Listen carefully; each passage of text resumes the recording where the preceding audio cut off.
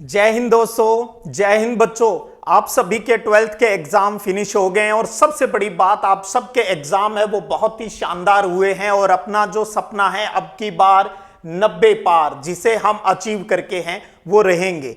मई के अंदर परिणाम है वो आपका घोषित हो जाएगा। 15 मई से पहले पहले 12th बोर्ड का जो परिणाम है वो आ जाएगा। और बहुत से कमेंट आपके इस प्रकार से आए हुए थे भी सर बताइए अब हमें 12th के बाद आगे हैं वो क्या करना चाहिए। तो आज हम कुछ उन्हीं बातों को लेकर बातें हैं वो करेंगे और उम्मीद करता हूं आपके टीचर्स ने भी आपको गाइड किया है, उसके अकॉर्डिंग भी आपको आगे हैं वो बढ़ना है। तो 12th के बाद आपके क्या ऑप्शन रह सकते हैं। अक्सर 12th के बाद में बहुत से बच्चे ऐसे होते हैं जिनको गवर्नमेंट जॉब की चाह होती है, तो 10वीं और 12वीं बेस पर कोई भी एग्जाम होता है तो उसकी प्रिपरेशन है वो साथ में ही करते जाते हैं और साथ में अपनी पढ़ाई भी कंटिन्यू करते हैं। पढ़ाई कंटिन्यू का मतलब है भी 12वीं के बाद ग्रेजुएशन यानी बीए, बीएससी, बीकॉम है वो करते हैं, चाहे वो रेगुलर स्टूडेंट के रूप में करें या प्राइवेट स्टूडेंट के रूप में, यानी बच्चे ग्रेजुएशन है वो करते हैं। ग्रेजुएशन करने के दो रास्ते होते हैं, या तो आप अपनी स्टेट के किसी भी कॉलेज या यूनिवर्सिटी से अपनी पढ़ाई है वो कर सकते हैं, अपने आसपास के कॉलेज से आप अपनी पढ़ाई आगे जारी रख सकते हैं। आपका सपना हो सकता है और बड़ा हो, आरएएस, आईएएस का हो। दूसरा ऑप्शन आपके सामने ग्रेजुएशन का रहता है भी आप सेंट्रल यूनिवर्सिटी के अंदर अगर एडमिशन लेना चाहते हैं तो उसके लिए एक एग्जाम देना होता है जिसका नाम है CUET। तो उसके ऊपर भी थोड़ी बात है वो हम आगे करेंगे। और एक होता है 12th के बाद ही आप ये डिसाइड कर ले भी अगर आप आगे आने वाले समय में आप टीचर बनना चाहते हैं, आपका सपना है एक आइडियल टीचर बनने का, तो उसका भी रास्ता आपके सामने ओपन हो जाता है। तो टीचर बनना चाहते हो 12th के बाद में तो आपके सामने दो ऑप्शन रहते हैं। एक ऑप्शन तो रहता है 4 साल का बीए और बीएड कोर्स कर ले। अगर आर्ट्स के हो तो बीए, साइंस हो तो बीएससी, कॉमर्स है तो बीकॉम और साथ में बीएड। ये होती है 4 साल की। इसके लिए आपको एक एग्जाम देना पड़ता है जिसका नाम है pre teacher eligibility test, PTET बोलते हैं। यानी कक्षा 6 से 12 के अगर आप टीचर बनना चाहते हैं तो आपको ये कोर्स अभी कर लेना चाहिए। इसके फॉर्म आए हुए हैं, आज हम उसके ऊपर भी बात है वो करने वाले हैं। और अगर आप कक्षा 1 से 5 के टीचर बनना चाहते हैं, प्राइमरी टीचर बनना चाहते हैं, तो उसके लिए फॉर्म अभी आए नहीं है, आगे आएंगे, जिसको BSTC या जिसको DELD कहा जाता है, डिप्लोमा इन एलिमेंट्री एजुकेशन है वो कहा जाता है। ये 12th के बाद में होता है, ये 2 साल का कोर्स होता है। और बीए बीएड वाला जो कोर्स है ये 4 साल का होता है। हालांकि ग्रेजुएशन करने के बाद में भी बीएड का ऑप्शन अभी ओपन है, आगे क्या होता है वो आगे की बातें हैं। अभी जो नियम चल रहे हैं और उसी की बात कर रहा हूं। और जिस टाइम को नियम चेंज होगा तो जिस साल चेंज होगा वहां से आगे की बातें चलेगी। उससे पहले कोई भी बच्चा किसी प्रकार का कोर्स कर लेता है तो वो कोर्स की जो वैलिडिटी है वो जिंदा रहती है। तो आज हम जो मेन फोकस कर रहे हैं भी, मैं ये मान के चल रहा हूं आप में जो बच्चे भविष्य में टीचर बनना चाहते हैं तो उनको सबसे पहले तो ये 4 साल वाला बीए बीएड के कोर्स के अंदर आपको पार्टिसिपेट करना चाहिए। और ये जो कोर्स है करने के बाद आपको 2 डिग्रियां मिलेगी। एक तो ग्रेजुएशन की यानी बीए बीएससी की डिग्री मिलेगी और साथ में ही आपको बीएड की डिग्री मिल जाएगी। तो यानी 1 साल भी आपका बच जाता है, वरना ग्रेजुएशन आपको पता है 3 साल की होती है और बीए करने के बाद जो बीएड होती है वो 2 साल की, 5 साल लगते हैं। यहां पर आपको 4 साल है वो लगते हैं। तो इन कॉलेज में, बीए बीएड के कॉलेज में एडमिशन के लिए आपको एक एग्जाम है वो देना होता है। तो अब हम उसी की बात कर रहे हैं भी वो एग्जाम क्या है। तो इस बार राजस्थान में वो एग्जाम है वो करवा रही है कोटा यूनिवर्सिटी, यानी वर्धमान महावीर ओपन यूनिवर्सिटी है। ये PTT का पेपर करवाएगी और यही यूनिवर्सिटी BSTC का पेपर है वो भी करवाएगी। अब बात करें जिन्होंने फॉर्म भर दिया है, अच्छी बात है। जिन्होंने नहीं भरा तो उनको बताना चाहता हूं लास्ट डेट है वो 15 अप्रैल है। PTT का फॉर्म भरने की लास्ट डेट बढ़कर 15 अप्रैल हो चुकी है। तो आपको अगर टीचर बनना चाहते हो तो इसके अंदर फॉर्म है वो अप्लाई कर देना चाहिए। और इसका जो एग्जाम है वो 9 जून को होगा। 9 जून 2024 को इसका पेपर होगा। तो अभी तो आपको सबसे पहले तो इस फॉर्म को अप्लाई कर दीजिएगा। आपके आसपास बहुत से इंस्टीट्यूट होंगे, बहुत से टीचर्स होंगे जो इनकी तैयारी करवाते हैं, तो उनसे आप जुड़ जाइएगा। बहुत से ऑनलाइन कोर्सेज भी इसकी तैयारी के लिए आपको यूट्यूब पे या और जगह भी ऐप के ऊपर अवेलेबल हैं, वो हो जाएंगे। तो टीचर बनना चाहते हो तो पहली प्राथमिकता पीटीटी है, वो जरूर भरिए। और अगर बीएसटीसी करनी है तब भी मैं आपको यह सलाह दूंगा भी आपको पीटीटी का एग्जाम है वो देना चाहिए। दोनों में चयन होने के बाद आप डिसीजन कर लीजिएगा भी आपको बीएसटीसी करनी चाहिए या बीएड करनी चाहिए। आगे चल के हम उस मुद्दे के ऊपर भी बाद में बात कर लेंगे। अभी तो टीचर बनना है तो पीटीटी का फॉर्म है वो आपको भरना है। और आप इसकी साइट VMOU है और मैं टेलीग्राम के ऊपर भी इसकी PDF डाल दूंगा, आप वहां से इसको अच्छे से देख सकते हैं। अब होता है इस एग्जाम में क्या होता है, इस एग्जाम के अंदर ऑब्जेक्टिव पेपर होता है, 4 सेक्शन होते हैं उसके अंतर्गत। टोटल 50-50 के 4 पार्ट की बात करें तो 200 क्वेश्चन आएंगे और प्रत्येक प्रश्न है वो 3 नंबर का होता है, यानी 600 नंबर का एक पेपर होता है। चयन के लिए मोस्टली अगर आपके 50-55% मार्क्स भी इसमें आ जाते हैं, 50 से 60%, तो आपको अपना इच्छित कॉलेज, अपने आसपास का जो कॉलेज है वो मिल जाता है। इसमें 4 पार्ट्स कौन से हैं, तो सबसे पहले मैं बताना चाहूं 50 क्वेश्चन तो आते हैं मेंटल एबिलिटी के, मानसिक योग्यता के, यानी रीजनिंग के क्वेश्चन आते हैं, जिसके अंदर तर्क के, कल्पना के, निर्णय और निर्णय लेना, रचनात्मक सोच, जनरलाइजेशन और निष्कर्ष निकालने वाले क्वेश्चन है वो शामिल रहते हैं। 50 क्वेश्चन आते हैं वो होते हैं टीचिंग एटीट्यूड और एप्टीट्यूड के। इसमें यानी आपके अंदर वो योग्यता परखी जाती है भी आप वास्तव में टीचर बनना चाहते हैं क्या। प्रत्येक प्रश्न 3 नंबर का है, लेकिन टीचिंग एप्टीट्यूड की एक खासियत है, चारों ऑप्शन के अंदर अगर आप बेस्ट चूज करते हो तो 3 नंबर मिलते हैं, उससे हल्का चूज करते हो तो 2 नंबर, वरना 1, और अगर बिल्कुल गलत ऑप्शन चयन करते हो तो 0 नंबर मिलता है। पूरे पेपर के अंदर कोई नेगेटिव मार्किंग है वो नहीं रहती है। टीचिंग एप्टीट्यूड आपका स्कोरिंग वाला है, जो भी आपको डिसीजन करना होता है स्टूडेंट के हित में ही बताना होता है। मोस्टली 3 और 2 नंबर वाला प्रश्न है वो आपका मार्क्स वाला जो चीज है वो अक्सर सही हो जाती है। तो टीचिंग एप्टीट्यूड बहुत ही आसान है और ये स्कोर है वो आपका काफी बढ़ा भी देता है। तो 50 क्वेश्चन मेंटल एबिलिटी के हो गए, 50 क्वेश्चन किसके हो गए, टीचिंग एप्टीट्यूड से जुड़े हुए क्वेश्चन हो जाते हैं। इसी कड़ी में बात करें, अगले 50 क्वेश्चन जनरल अवेयरनेस के हैं, यानी जीके के आते हैं, जिसके अंदर क्या क्या चीजें मोस्टली पूछी जाती है। इसमें बात करें तो करंट अफेयर्स पूछा जाता है, देश विदेश स्टेट्स की जो महत्वपूर्ण कोई घटनाएं हैं, कोई व्यक्ति होता है, उनसे जुड़े हुए क्वेश्चन आते हैं।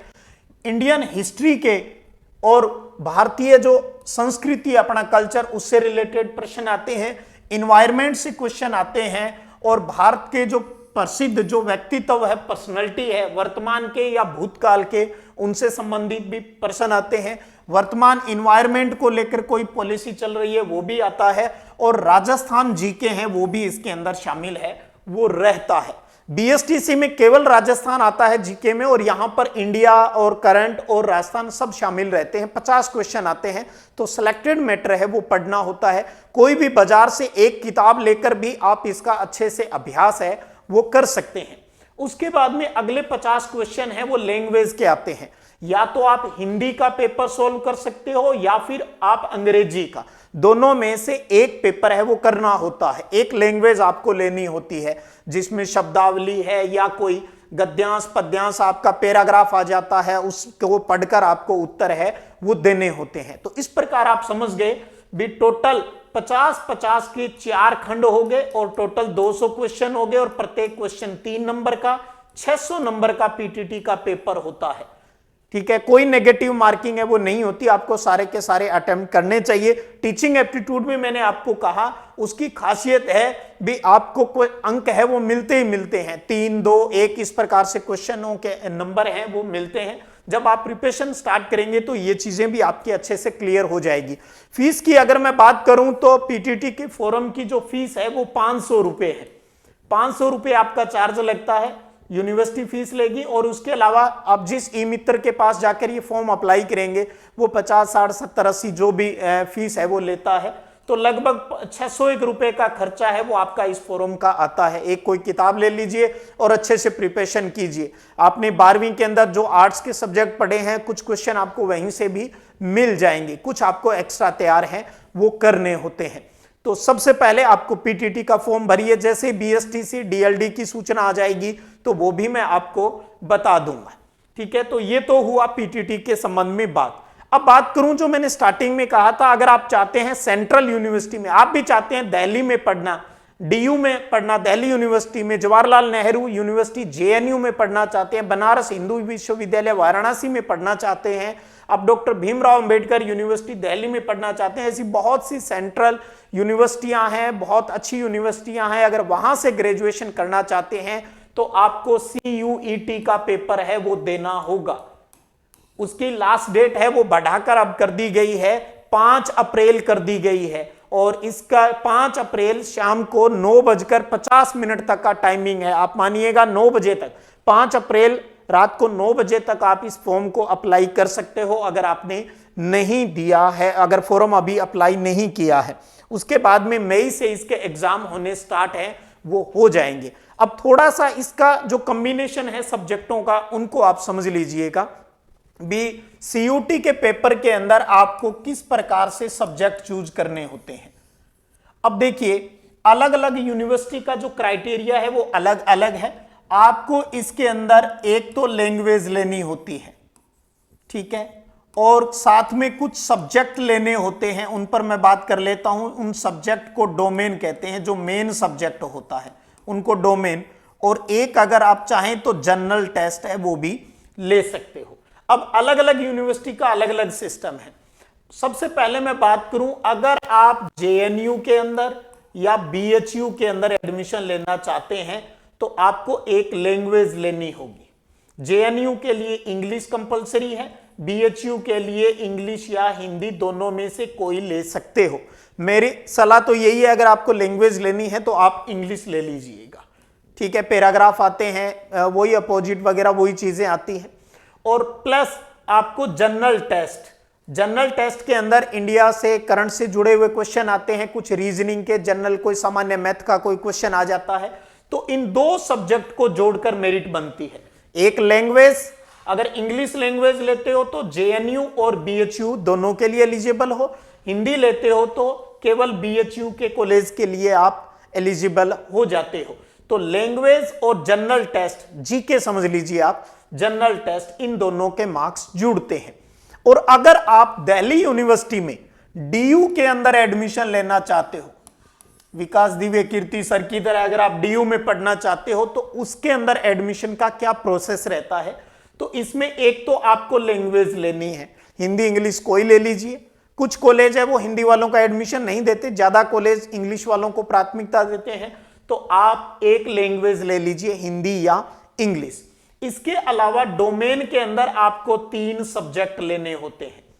ठीक है, तो 3 सब्जेक्ट और लैंग्वेज, इन दोनों को मिलाकर आपकी मेरिट बन जाएगी। इन तीनों सब्जेक्ट और इसको मिलाकर मेरिट बन जाएगी और आपका चयन है वो हो जाएगा मेरिट के अकॉर्डिंग। अगर किसी बच्चे के पास, और सबसे बड़ी बात, आपको ये 3 सब्जेक्ट कौन से लेने हैं ये ध्यान रखिए, ये विशेष बात है, और वो लेने हैं जो आपने 12th के अंदर थे।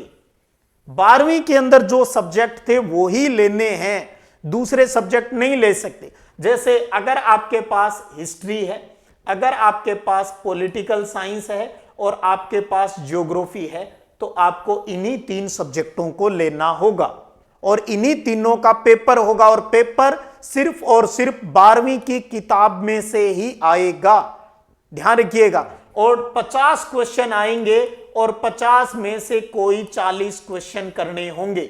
इसी प्रकार लैंग्वेज में भी 50 क्वेश्चन आएंगे, 40 करने होंगे। और जहां अगर आप जीटी लेते हो जनरल टेस्ट, तो 60 क्वेश्चन आएंगे और 60 में से कोई 50 क्वेश्चन है वो आपको करने होते हैं। लेकिन अब राजस्थान के बच्चों के सामने एक प्रॉब्लम आ जाती है, विशेषकर गवर्नमेंट स्कूल के अंदर। वहां पर इन तीनों में से 2 सब्जेक्ट होते हैं उन बच्चों के पास, एक उनके पास लिटरेचर होता है, कई इंग्लिश लिटरेचर ले लेते हैं, कई हिंदी लिटरेचर है वो 12वीं के अंदर होती है।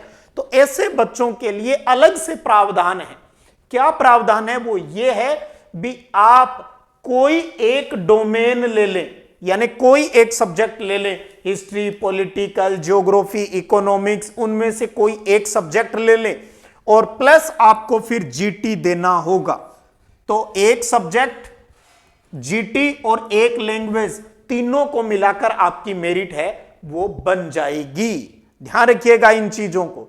अब आपसे कहें भी जनरल में आपको जो सलाह दूंगा, जिन बच्चों के पास ये इस प्रकार से 3 सब्जेक्ट का कॉम्बिनेशन बनता है तो वो तो 3 सब्जेक्ट यहां पर भर दें, 3 डोमेन ले लें, 3 मेन सब्जेक्ट ले लें, एक लैंग्वेज ले लें और एक जीटी आप भर दें।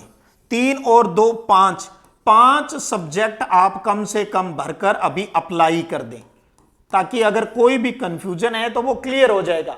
और उसके बाद में जब आप फॉर्म अप्लाई करें तो ज्यादा से ज्यादा यूनिवर्सिटी आप उसमें अप्लाई कर सकते हो, पूरी लिस्ट खुलती है।